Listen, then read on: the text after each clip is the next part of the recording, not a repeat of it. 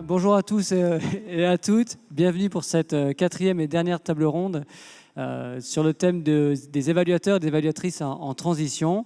On a beaucoup parlé des transitions ces 2 dernières journées et là, on va plutôt parler de comment nous, évaluateurs et évaluatrices, on transitionne. Et pour ça, je vous propose de nous inspirer d'un petit livre que vous connaissez sans doute, écrit en 2017 par Bruno Latour, dans lequel qu'il a publié peu de temps après l'élection de Donald Trump, la première élection, et le retrait des États-Unis de l'accord de Paris sur le climat. Et Bruno Latour s'interrogeait de façon assez simple et vertigineuse sur la question sur quelle terre vivons-nous, sur quelle terre avons-nous envie de vivre. Et il nous invitait à constater que nous avions quitté ce qu'il appelait le globe, c'est-à-dire le monde du progrès indéfini, de la croissance sans limite, sans savoir vraiment où nous poser. Dans son style très latourien, Bruno Latour disait qu'on était en chute libre, sans coordonnées communes, avec un sol qui se dérobe.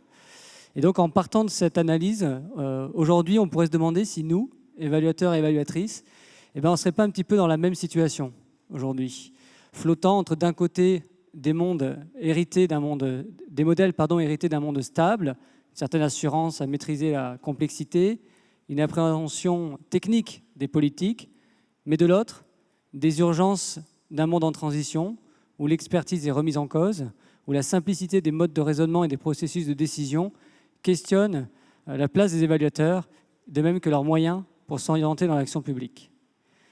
Évaluateurs et évaluatrices désorientés. Pendant ces 2 jours, ces 2 journées de JFE, nous avons entendu des praticiens, des chercheurs, des institutions, des collectivités nous parler d'impact, de participation, mais aussi de complexité, d'incertitude, de transition écologique, sociale, de solidarité qui sont fragilisées.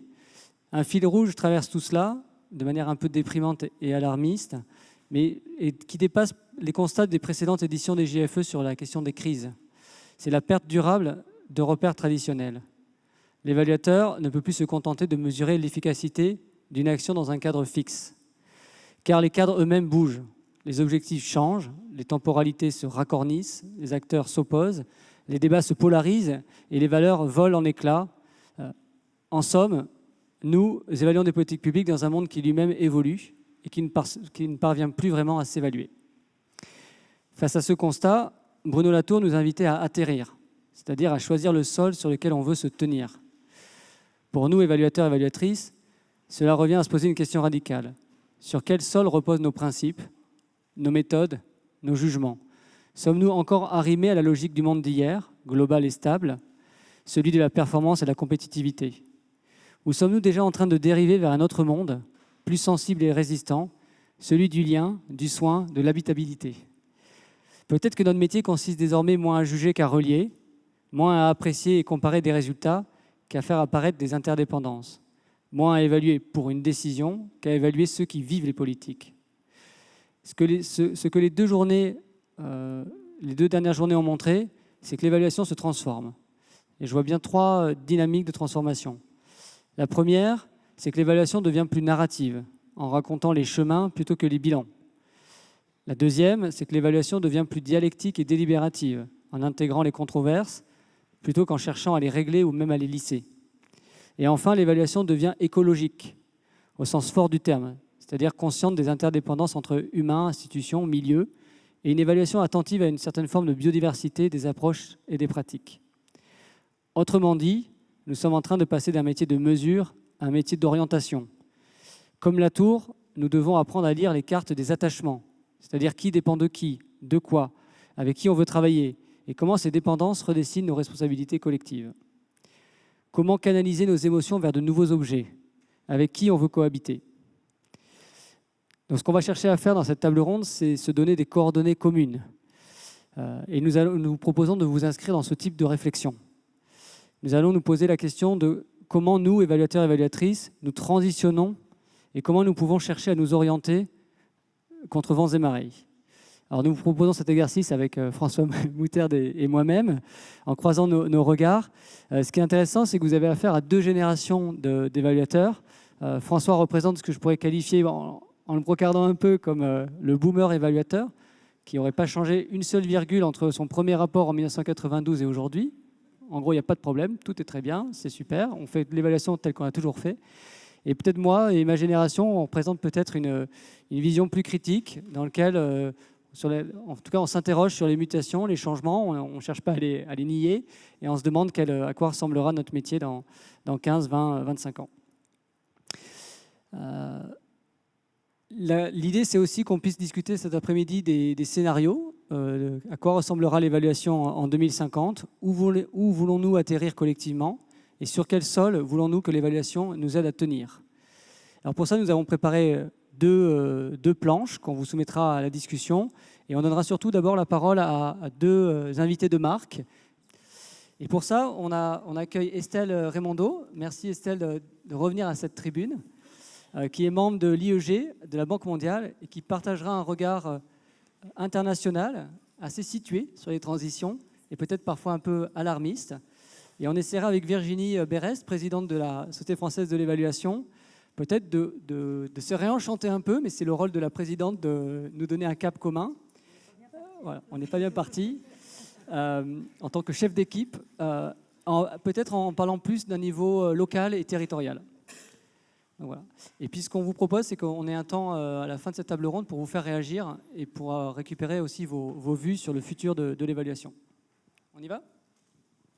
Alors, c'est parti. Donc, si vous n'êtes pas encore sorti de la salle tellement vous étiez désorienté, c'est bien, puisqu'on va essayer de retrouver des repères. Au passage, Clément, je te rappelle que c'est les boomers qui ont fait de toi ce que tu es aujourd'hui, donc c'est quand même bien.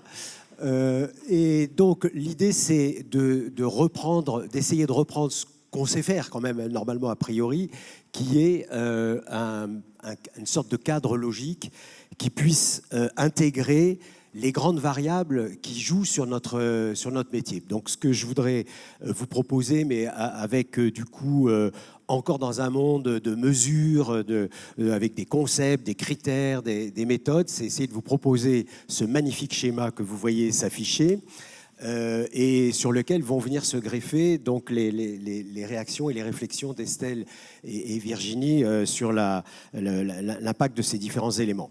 Alors, si je pars, en fait, nous, avec Clément, ce qu'on pensait intéressant en tant qu'évaluateur, c'est de partir finalement de ce qui a été approuvé par la SFE début 2025, c'est ça, Virginie ?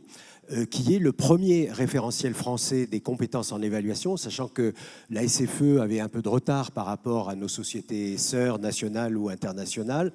Et donc, vous connaissez bien sûr tous par cœur ce référentiel qui compte 49 compétences, avec donc des compétences sur les savoirs, savoir en sciences sociales, savoir en matière bien sûr d'évaluation de politique publique, des compétences de savoir-faire, qui est en fait tout le cheminement de l'évaluation, de son démarrage, son initialisation, le processus, la gestion des évaluations, et des compétences en matière de savoir-être, donc toutes les compétences qui concernent les valeurs, les compétences sociales et personnelles, et le développement de la profession.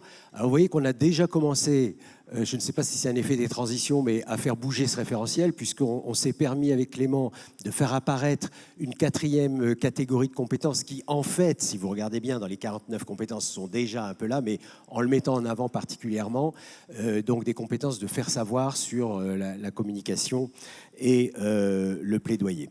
Et donc, l'idée, c'est que face à toutes ces transitions, l'ensemble de ces compétences sur lesquelles on s'appuie de plus en plus doit nous permettre de développer des futurs souhaitables pour l'évaluation qu'on voyait en deux paquets finalement.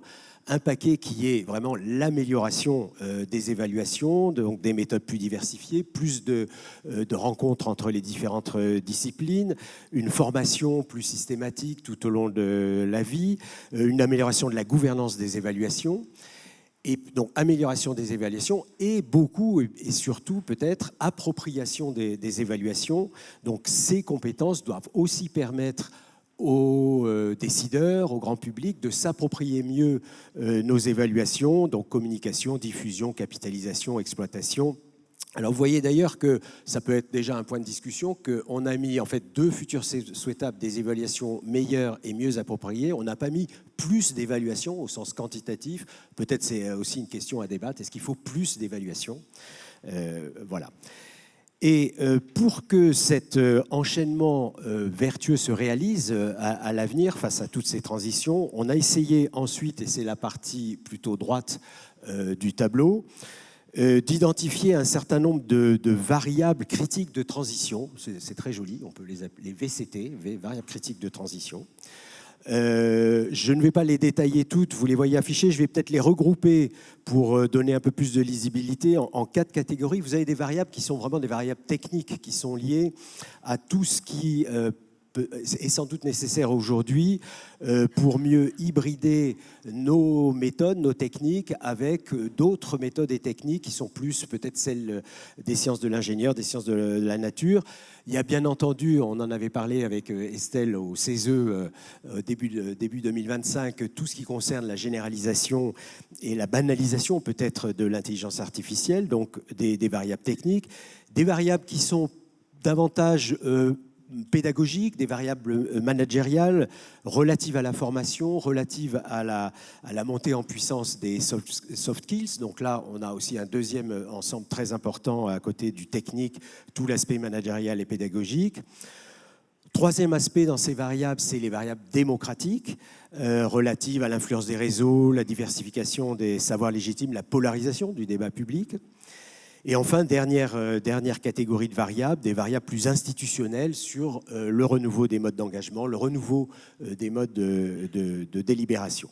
Et donc, muni de ces compétences, averti de toutes ces variables auxquelles il faut faire face ou qu'il faut essayer de mieux maîtriser, eh bien, dans ce monde merveilleux et meilleur qui adviendra grâce à nous, évaluateurs et évaluatrices, nous aurons sur la colonne de droite ultime une science davantage tournée vers l'action, une meilleure acceptabilité des décisions publiques, un renforcement du pouvoir d'agir et plus de confiance dans les institutions. C'est absolument magnifique. Alors, la question maintenant, je me tourne vers vous, Estelle et Virginie, et d'abord vers Estelle, c'est finalement, est-ce que par rapport au constat de départ qu'a fait Clément sur cette désorientation, cette capacité à mieux atterrir, par rapport à cette mise à plat qu'on a tentée, qui vaut ce qu'elle vaut, Estelle, comment, toi, est-ce que ces variables-là, tu les rencontres dans ta pratique, tu les appréhendes, quelle place elles ont? Est-ce que certaines d'entre elles sont plus importantes que d'autres? Et puis peut-être aussi, quels effets elles ont? Est-ce que toutes ces variables vont agir dans l'évaluation, plus peut-être sur la collecte de l'information, sur l'analyse, sur la prise de position, le jugement de valeur? Voilà, comment on raisonne par rapport à cette première approche? Merci. Moi, je voudrais vous féliciter parce que même si c'est une planche traditionnelle, elle me convient. J'aime bien, j'aime aussi la poésie des savoirs, savoir-faire, faire savoir. J'en rajouterai un, le faire savoir du savoir-faire. Et ça, ou plutôt l'inverse. On peut faire un peu de tout. Mais ce qui me paraît très intéressant, c'est d'avoir pensé aussi au poids qu'elles ont les unes par rapport aux autres. Avant de commencer, je voudrais juste me positionner. Donc, comme je l'ai évoqué hier, je peux offrir principalement un regard international, un regard qui est aussi ancré dans la réalité de ce qui se passe aux États-Unis, là où j'ai vécu depuis longtemps, et aussi une vue un peu supra-étatique parce que j'étais plutôt dans les instances multilatérales et globales, et du coup, c'est une vue particulière qui peut-être est un peu distante de ce que vous vivez au quotidien. En revanche, je veux aussi dire que ce que je vais dire là, ça ne représente pas ce que la Banque mondiale pense, c'est important. Alors, pour moi, cette transition, c'est un renversement assez large de ce qui se passait il y a 15-20 ans, je pense, où en fait, on a un nouveau paradoxe qui est sans doute plus difficile à surmonter. Je dirais qu'il y a 15-20 ans, l'insuffisance de notre profession, elle était avant tout technique, elle était méthodologique. Il y avait des grosses questions de complexité, il y avait de la demande, que ce soit les décideurs ou les acteurs locaux, la société civile, pour que l'évaluation puisse appréhender mieux cette complexité, reconnaître les nuances. À l'époque, on avait une boîte à outils qui laissait à désirer, on était en pleine guerre de méthodologie, les quali, les quanti, je pense que fast forward 15-20 ans, on a relevé le défi technique dans l'ensemble en tant que communauté globale. On a eu des publications charnières, on a une boîte à outils qui est beaucoup plus riche. On en est au bricolage de ces outils pour les mettre ensemble et vraiment essayer de répondre aux questions, des processus d'hybridation. Je pense qu'on est sur le point de maîtriser la complexité de manière technologique. Je ne me fais pas trop de soucis sur l'IA non plus. Enfin, j'essaye d'être positif sur certains aspects quand même. On y travaille tous. J'y travaille avec mon équipe depuis 5-6 ans, de manière assez sereine. On arrive à aller doucement et bien sûr ne pas compromettre trop sur la qualité et la rigueur. Donc là, je ne me fais pas trop de soucis. Je pense que sur ces variables-là, on est plutôt bien. En revanche, je me fais beaucoup de soucis sur d'autres variables qui sont celles du champ démocratique, celles de notre pertinence dans des moments où, en gros, notre socle de commun, notre socle où l'intérêt général se délite. En tout cas, c'est ce que j'ai pu vivre depuis 6-7 mois à mon échelle. Et en gros, nous, on s'était embarqués tous ensemble sur cette evidence-based policy. On avait relevé ce challenge, mais en gros, ce qui se passe du côté de la société et des pouvoirs, c'est un retour de bâton là-dessus. Donc, on était dans notre élan et on ne sait pas trop où atterrir, en effet. Donc ce savoir-faire du faire savoir, c'est important parce que c'est à qui on va pouvoir parler. Là où, en gros, on est dans des situations de post-vérité, post-démocratique dans certains contextes. Et du coup, il faut qu'on se frotte beaucoup plus à ces questions de politique, même si elles sont parfois politiciennes, je pense, et aussi de comprendre beaucoup mieux les enjeux qui comptent pour les citoyens et pour les dirigeants. Aussi essayer de se poser la question de notre savoir-être pour éviter un vrai mal-être ou peut-être même parfois un disparaître. Et c'est alarmiste, mais ça existe et ça peut arriver. J'espère pas ici, mais ça arrive parfois. Donc j'arrête là pour le moment.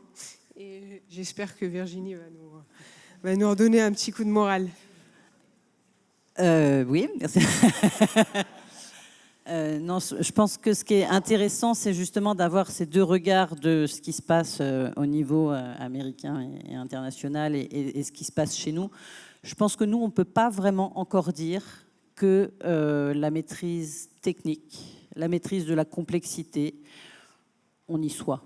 Que le dépassement total des oppositions quanti-quali ou expérimentales, quasi-expérimentales et basées sur la théorie, se soit collectivement encore complètement dépassé. On y travaille tous collectivement. Je trouve qu'on avance bien, mais vous êtes là pour me contredire. Hein. Je ne pense pas qu'on ait encore atteint ce seuil. Donc, à notre niveau, il me semble que la variable technique ou technologique dont IA, elle reste pleine et entière. Je pense qu'il y a des enjeux, des risques à des dérives et à des dérives éthiques qui sont non négligeables. La bonne nouvelle, c'est qu'on n'en est pas là non plus d'un point de vue démocratique, même si on le voit arriver, et que ça nous laisse peut-être plus de temps pour nous préparer. Je pense qu'on s'emploie à faire avancer la réflexion et que quelque part, on a conscience des lacunes et des forces de l'évaluation. Et l'une de ces forces, c'est d'aider les gens à débattre. Donc on en reparlera un petit peu plus tard. Mais il me semble que si je devais retenir deux variables, parce qu'on va discuter de la suite après, mais si je devais retenir deux variables, je pense qu'on a encore quand même la variable technique. Nous, on ne l'a pas dépassée. Par contre, on a aussi cette variable de la commande dont tu parles, qui est donc plus démocratique, qui est un enjeu fort, puisqu'on est sur le chemin de faire de l'évaluation de mieux en mieux, de s'adapter de mieux en mieux, mais je ne suis pas bien sûr qu'il y ait de plus en plus d'envie d'évaluation. Donc ça, c'est certainement à travailler. Et puis pour moi, il y a un véritable enjeu sur les variables plus liées à la pédagogie et au management. Et là, par contre, pour moi, et alors oui, j'ai pas parlé de mon prisme. Mon prisme va être donc plus national, mais aussi plus local, en intervenant en tant non seulement qu'évaluatrice, mais aussi que formatrice et accompagnatrice de démarches d'institutionnalisation de l'évaluation. De ma fenêtre, ce que je vois, c'est quand même une vraie diffusion de l'évaluation dans les territoires. Si je prends un exemple, en termes de formation, j'interviens à l'INED depuis une dizaine d'années. Il y a une dizaine d'années, j'avais essentiellement autour de la table des chargés de mission, de conseils régionaux, chargés de l'évaluation des fonds européens, puis des politiques régionales. Sur une même thématique de formation, aujourd'hui, j'ai presque plus de chargés d'évaluation. Par contre, j'ai des DGS, des DGA qui vraiment s'intéressent à l'évaluation. Ils ont connu tellement de crises, ils ont dû tellement délivrer à la chaîne des dispositifs pour répondre aux crises que ça a amené un vrai questionnement sur le fond qui appelle l'évaluation pour redonner du sens.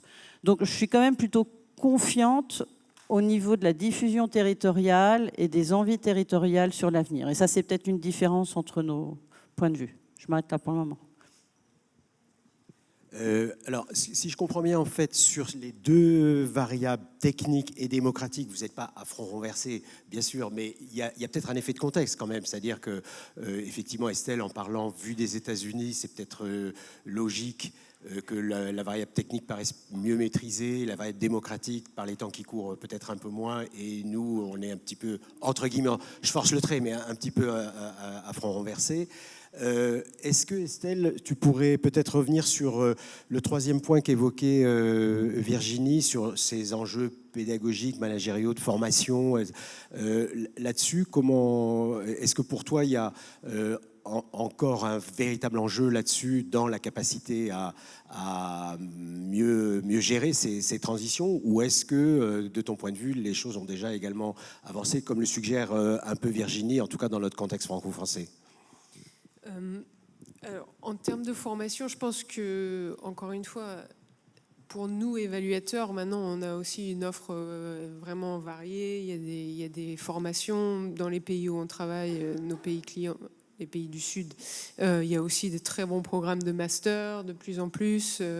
Donc, il y a des centres de formation, etc. Là, je pense que le delta, ça va vraiment être sur former à la pensée évaluative les gens qui ne sont pas des évaluateurs. Et là, j'ai l'impression qu'on a un peu de mal, en tout cas à l'échelle suffisante. Il y a vraiment des initiatives très intéressantes avec les parlementaires aussi dans nos pays clients, par exemple.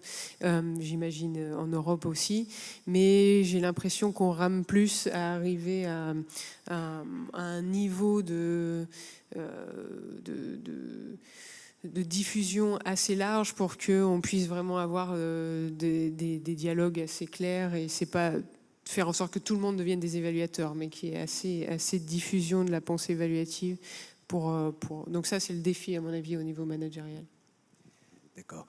Peut-être, on va donner la parole à la salle, mais peut-être encore un point, Clément, dans ton introduction.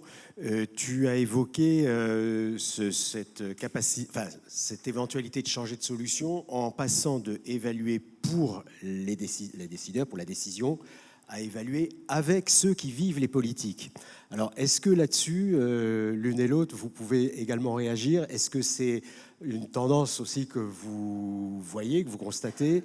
Est-ce que voilà, cette capacité à faire intervenir davantage les bénéficiaires, les citoyens dans les démarches d'évaluation, c'est un point fondamental dans l'évolution des transitions? À moins que Clément, que je trahisse un peu ce que tu as voulu dire, non? Voilà.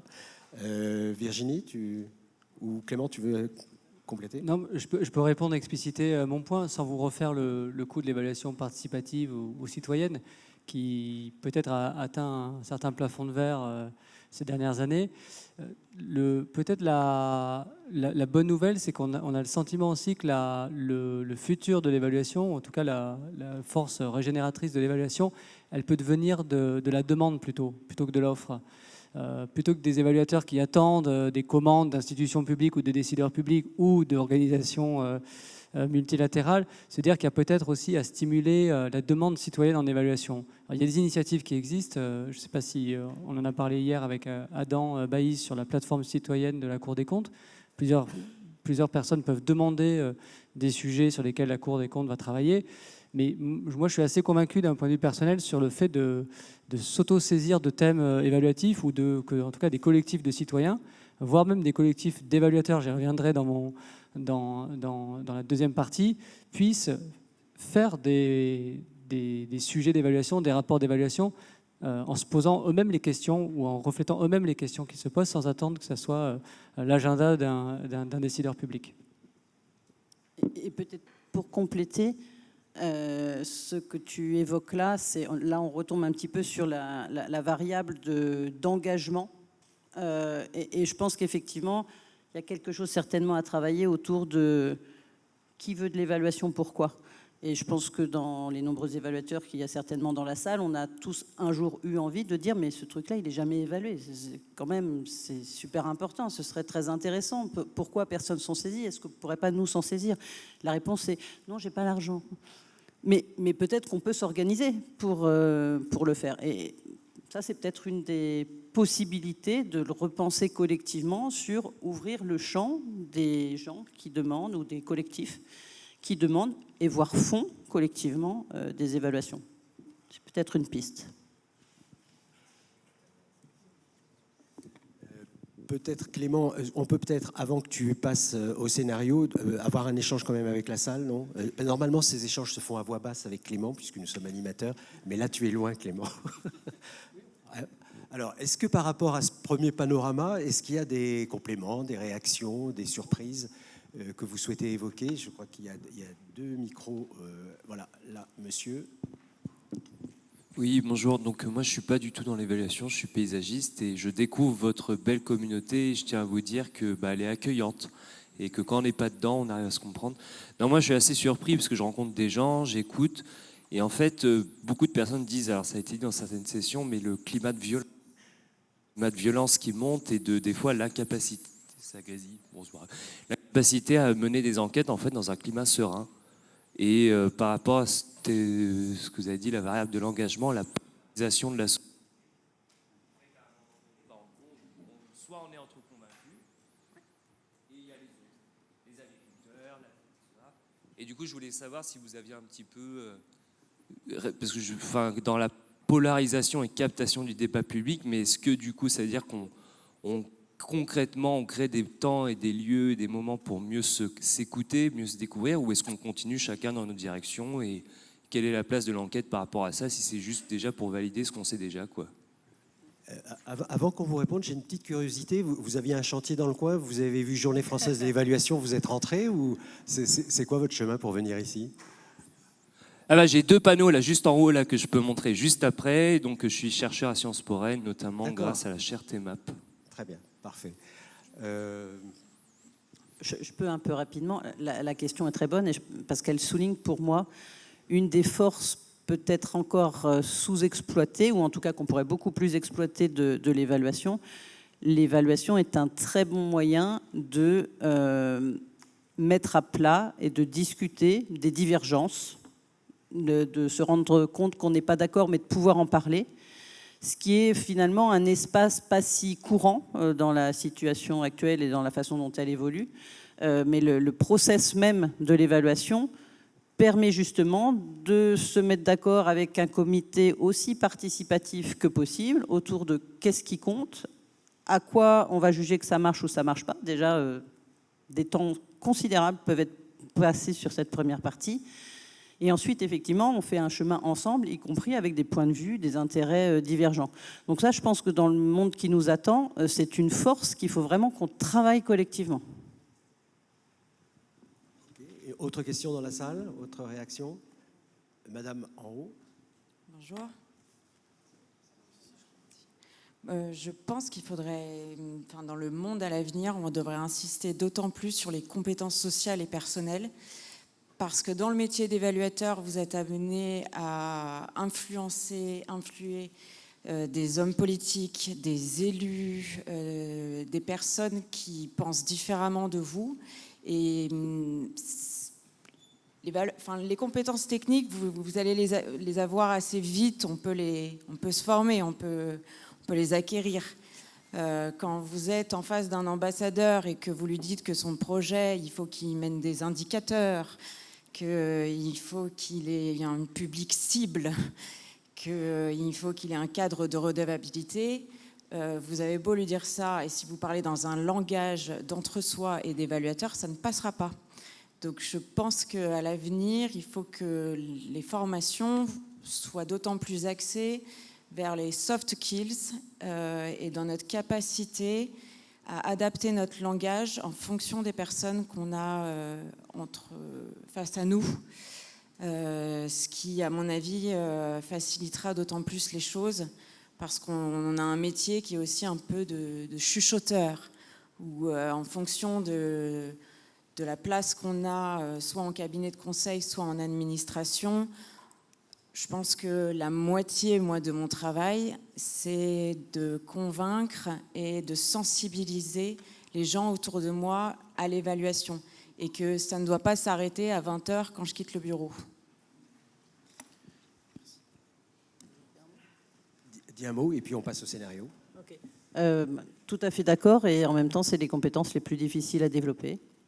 On a donc des progrès, des avancées à faire en matière de pédagogie, d'enseignement, mais pas seulement en formation initiale, en formation tout au long de la vie, sur justement cette acquisition d'une sagesse pratique de l'évaluateur, d'une capacité d'adaptation au public.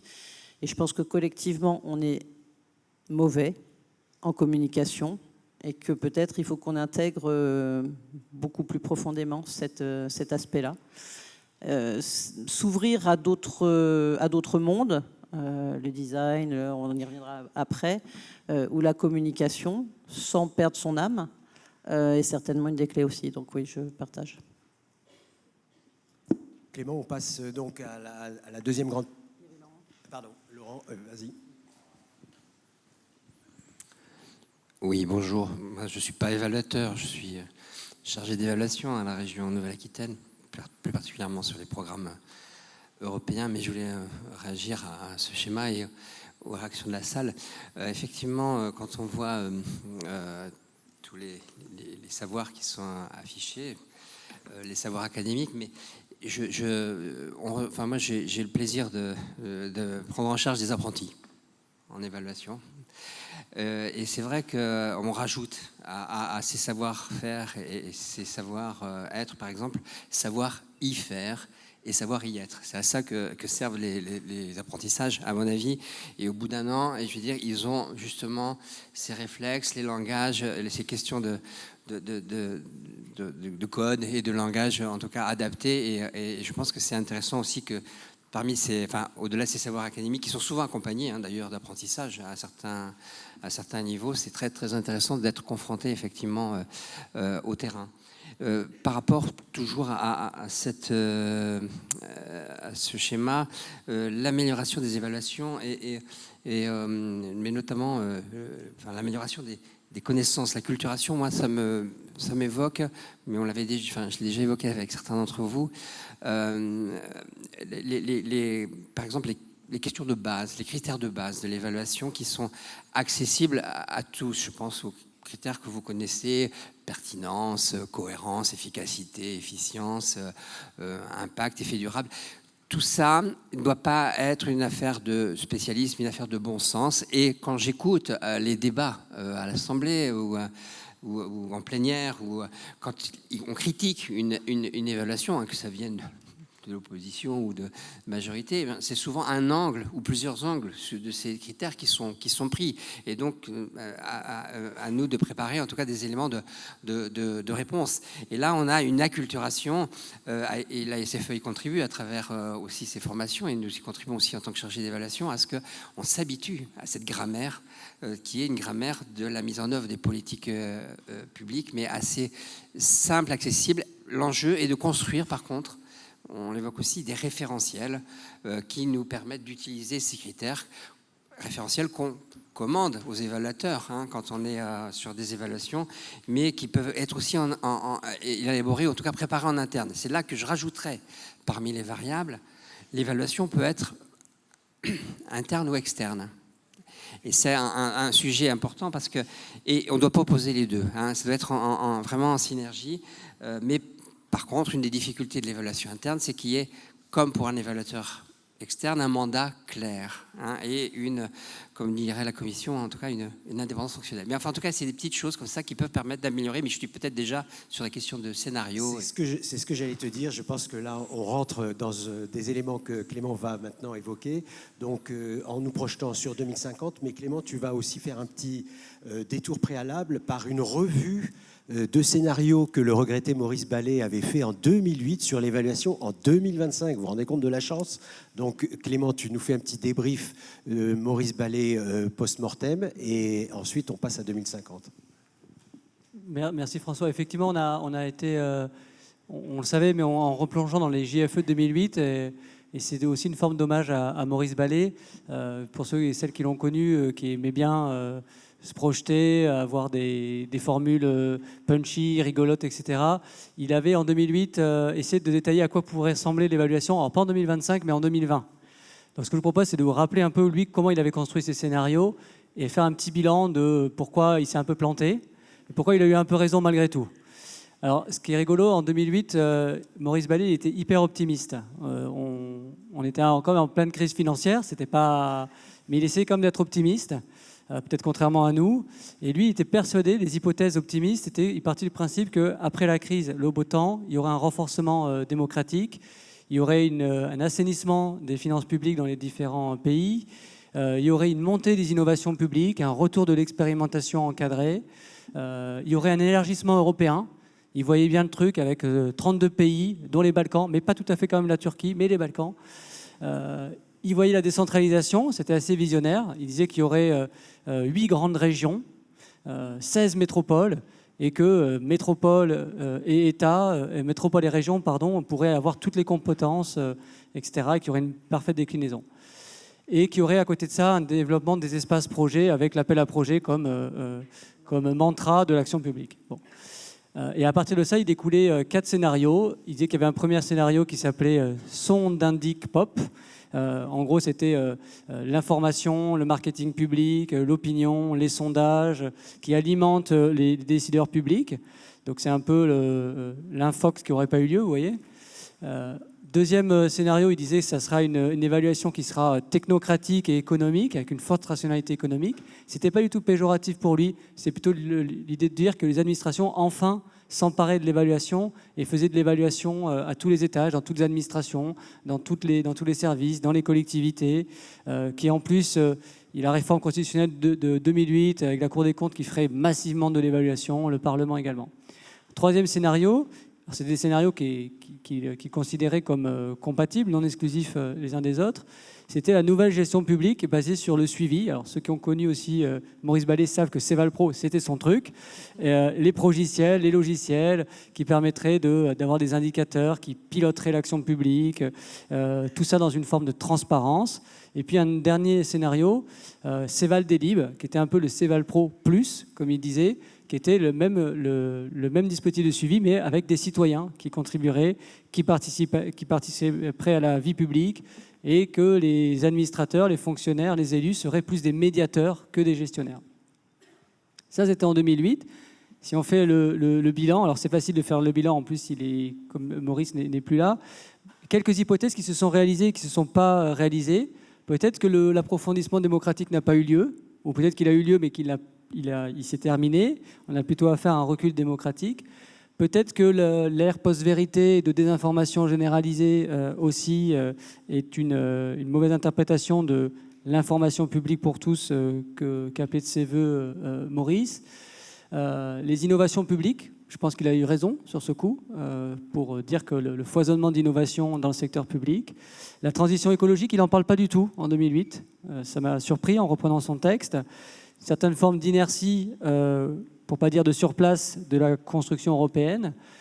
La décentralisation, c'était bien vu. Le retour de l'État, peut-être moins. Les contraintes dans les finances publiques, toujours très fortes. Et puis la remise en cause des appels à projets comme modalité d'action publique. Alors, si on essaie de faire le bilan des 4 scénarios, est-ce que parmi les 4 scénarios que je vous ai présentés, il y en a un qui s'est imposé? La réponse est non. Peut-être qu'il y a eu un peu des 4 qui s'est passé et d'autres scénarios qui sont venus se greffer. Des scénarios qui lient durablement l'évaluation aux crises, qu'elles soient sanitaires, énergétiques, diplomatiques. Un scénario peut-être de disparition de l'évaluation qu'il n'a pas mentionné, mais dans certains cas qui a pu avoir lieu. Et ce que j'ai appelé Objective Oriented Evaluation, c'est-à-dire l'évaluation basée vraiment sur les missions ou sur les objectifs. Ça, c'est l'état de l'art. Ce qu'on vous propose pour cette dernière séquence, peut-être je vais vous laisser réagir Estelle et Virginie, mais d'essayer de se poser la question de, voilà, si on essaie de faire comme Maurice Ballet en 2008, mais aujourd'hui, et sans doute il y aura des JFE en 2050 qui diront ils se sont plantés, qu'est-ce qu'on pourrait retenir comme hypothèse? Est-ce que ça vous va si on se dit qu'on peut espérer un renouveau démocratique, qu'on peut espérer une certaine forme de vitalité du niveau local et des initiatives locales, qu'on peut peut-être se souhaiter collectivement une sorte de corporatisme évaluatif? Il est temps aujourd'hui peut-être de faire corps entre évaluateurs de tous bords. Peut-être qu'on peut se souhaiter aussi d'apprendre à maîtriser et avoir des formes d'apprentissage de l'intelligence artificielle, de l'information. Peut-être qu'on peut aussi identifier ici et là des poches de résistance et d'indépendance. Peut-être qu'on peut aller plus loin sur les scénarios d'indépendance tels que tu le disais, Virginie, qui ne soit pas juste une indépendance méthodologique, mais aussi une indépendance dans le choix des sujets et dans la liberté de ton et de jugement des évaluateurs. Et donc, quel scénario ça dessine? Peut-être une évaluation plus engagée et militante, peut-être une évaluation plus tournée vers les usagers, peut-être une évaluation plus faite d'autosaisine et moins de commandes publiques, et in fine, peut-être des évaluations qui soient plus des contre-pouvoirs, notamment en temps de crise. Voilà un peu le panorama. Estelle, tu veux commencer à réagir? Je veux bien, oui. La prospective, ça n'a jamais été mon truc, mais je vais essayer. Moi, ce que je me dis, c'est que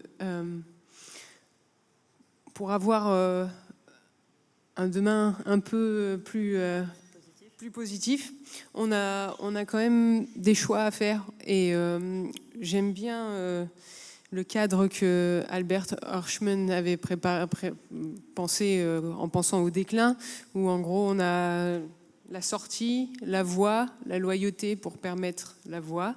Et Thomas Delahaye m'a aussi dit le sabotage. Et ici, j'ai appris le pirate bienveillant et j'adore. Donc, ce que je me dis, c'est que c'est aussi une opportunité de sortie de ces carcans dont je parlais hier, des choses qu'on sait qui ne fonctionnent pas depuis des décennies, mais qu'on continue par nos routines à maintenir. Peut-être qu'il y a une porte de sortie et il faut qu'on n'ait pas trop peur de les laisser sur le côté. La deuxième chose, c'est la loyauté à notre esprit de corps, la loyauté à nos valeurs qui sont qu'on ne peut plus prendre take for granted, on ne peut plus les prendre pour acquises. Et il faut qu'on soit loyaux à ça. Mais le mécanisme le plus important, je pense que c'est la voix, la nôtre, mais surtout celle des citoyens et celle qu'on essaye de mettre à l'écoute de ceux qui n'ont pas vraiment accès à eux. Donc la voix, c'est aussi peut-être être plus militant. Et pour pouvoir sortir, je pense qu'il faut qu'on sabote encore plus de l'intérieur. Et donc, ce pirate bienveillant, peut-être que ça peut être notre nouveau logo. Voilà.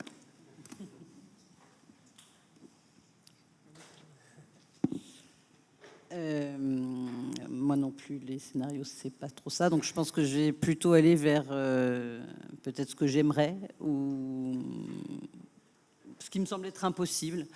Je pense qu'un des possibles, ce serait certainement de repenser notre métier, au sens en garder l'ADN, l'utilité, à savoir une influence sur la capacité d'offrir un miroir à des situations pour aider à passer des caps, à prendre conscience, à identifier des voies.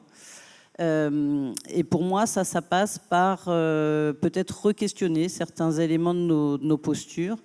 Quand on parle avec certains des évaluateurs, et notamment ceux plus issus de l'audit de performance, la totale indépendance, l'objectivité suprême sont les mots-clés. Je ne suis pas sûre qu'il faut qu'on reste là-dessus. Si on pense développement du métier, ça fait quoi, 35 ans en France qu'on fait de l'évaluation, ça s'est bien développé, bien diversifié, mais enfin on reste quand même un métier de niche, hein, on ne va pas se mentir. Je pense que si vraiment on veut influer, il faut que ce ne soit pas l'évaluation qui se développe, mais la diffusion de la posture évaluative. Il faudrait qu'on transpose ce qui fait notre singularité, ce qui fait notre apport, un peu partout et surtout dès la conception. Et donc, je ne sais pas trop si... Alors, je suis pour le piratage, définitivement. Mais je ne sais pas s'il ne faut pas qu'on revienne à nos fondamentaux d'être l'ami critique des concepteurs, faiseurs, metteurs en œuvre de politique, mais non plus pendant ou au bout, mais dès le début et en continu. Ça a été cité à plusieurs reprises, passer d'être une approche de la mesure à passer à une approche de l'accompagnement, quelque chose de beaucoup plus coopératif, qui fait appel à des savoirs plus divers, qui s'adaptent pour être en capacité, et ça on a toujours du mal, à apporter l'appui, le bon type d'appui au bon moment. Et il y a certains endroits, le bon type d'appui, c'est juste être en capacité de clarifier le problème public. À d'autres, ça va être juste de clarifier quels sont les effets qu'on attend. À d'autres, c'est avec qui on travaille et est-ce qu'on ne peut pas être beaucoup plus clair sur les partenariats ou les partenariats manquants.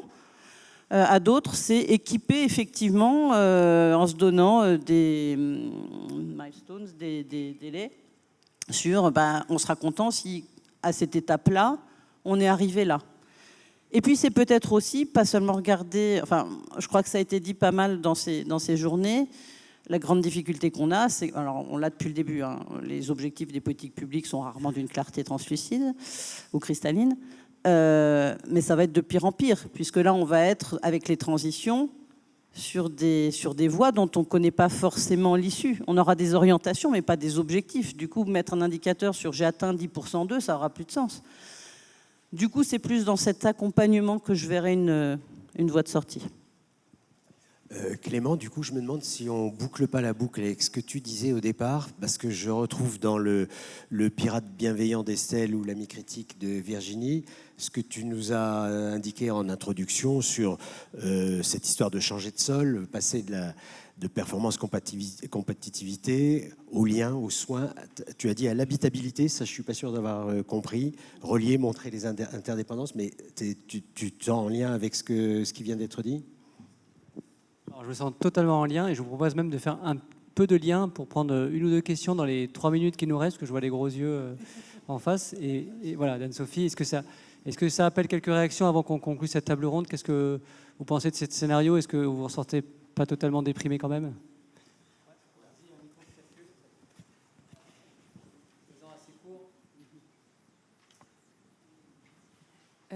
Bonjour, Ninon Gauthier, je travaille pour un cabinet de conseil. C'est un exercice très intéressant. Vous avez parlé toutes les deux de prospective, que vous n'aimiez pas ça. Je me demandais, je sais que dans d'autres pays, c'est plus important d'inclure des éléments de méthodologie prospective dans les évaluations, afin de faire d'obtenir des résultats d'évaluation qui soient plus future-proof, donc qui répondent plus aux questions d'avenir. Quelle est votre vision sur l'inclusion de ces éléments de prospective dans les évaluations à l'avenir ?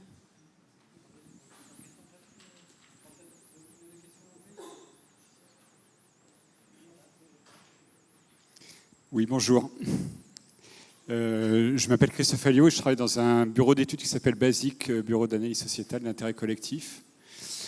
C'était pour rebondir sur ce que vous disiez sur la posture d'évaluateur. Parce que ce qui me marque, c'est ce que vous mettez sur 2025, des informations post-vérité, voire délitement démocratique.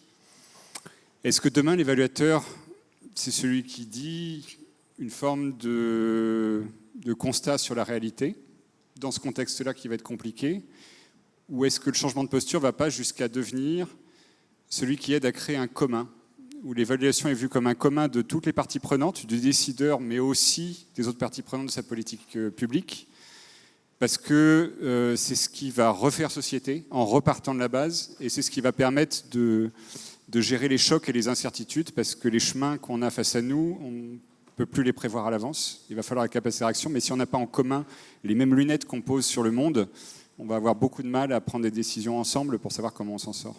Mais à voir ce que vous en pensez. Une dernière question. Madame. Merci.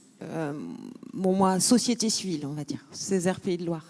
Donc, merci beaucoup pour ce que vous avez dit. J'attendais beaucoup qu'on y arrive à cette question, en fait, d'ouvrir l'évaluation, en fait, à l'ensemble des acteurs. Donc on est prêts. On vit tous dans ce monde de performance où on est évalué dès qu'on est tout petit. On apprend l'évaluation quand on est animatrice et qu'on fait de la pédagogie de projet.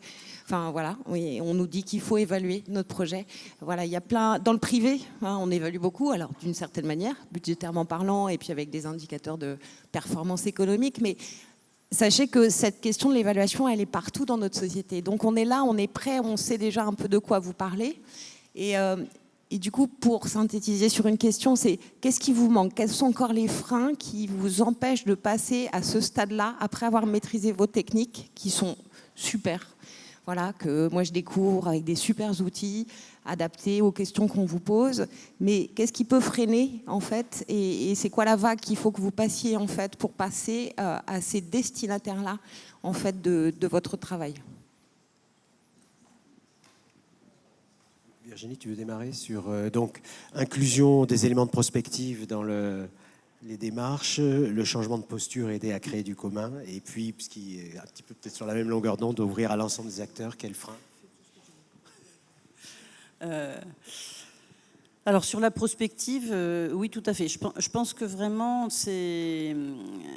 l'évaluation est arrivée à un moment où je pense qu'elle est suffisamment sûre d'elle-même pour être en capacité de s'ouvrir à toutes les autres pratiques. Vous parliez de la prospective, mais c'est exactement la même chose avec le design. Ça peut être la même chose aussi avec l'observation, voire le contrôle de gestion, les sciences de l'ingénieur, les sciences comportementales. Je crois fondamentalement que l'évaluation est née d'une pluridisciplinarité et que sa survie est dans la pluridisciplinarité. Donc oui, complètement. La question, c'est comment on se connaît, on s'articule, on se complète entre disciplines. Et ça, ça ouvre tout un champ de travail des possibles. Ça pour le premier point. Sur le deuxième, la posture de l'évaluateur, est-ce que c'est celui qui dit la réalité ou qui aide à créer des communs? Oui, c'est une question de fond. Le problème, c'est que plus personne n'a envie d'entendre parler de la réalité, là. Donc, je fais un petit bond sur une des sessions de fin de journée. Dans 13 jours, il y a une journée qui est sur... Et alors, ça fait le lien entre vos deux questions, qui se tient à Boulogne-Billancourt. C'est les entretiens Albert Kahn. Réflexion de la prospective et de l'évaluation dans le cadre des transitions. Quelle place pour les imaginaires? Je n'ai pas la réponse, mais je pense que vous la trouverez là. Voilà, ça s'appelle Beauté en touche. Et alors, pour la dernière, ouvrir, qu'est-ce qui manque? Alors là, je pense que je reviens vers ce que tu disais au début. Qu'est-ce qui manque? C'est la demande. Qu'est-ce qui demande? Alors, ce n'est pas des citoyens qui ont envie. Ils ont envie. Ce n'est pas la société civile qui n'aurait pas envie. Elle a envie. Ce n'est pas nous qui n'aurions pas envie. On a envie. Je ne suis pas sûre que les politiques aient envie. Je ne suis pas sûre que les journalistes aient envie. Donc, pour moi, ce qui manque, c'est qu'ils aient envie.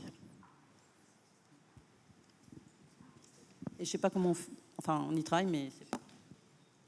Je vais juste prendre la dernière vite fait, juste pour compléter, d'un point de vue d'évaluation interne dans des grosses machines où en gros on est un peu pris par cette machine et casser la machine, c'est pas facile. Et je pense qu'il y a aussi la question de pouvoir, ressources, financement et comment sortir de ça. Donc c'est vraiment ça sur lequel je réfléchis en ce moment, c'est ces moments de sortie et je pense que peut-être qu'avoir un moment de transition, ça peut nous permettre ça. Ouais.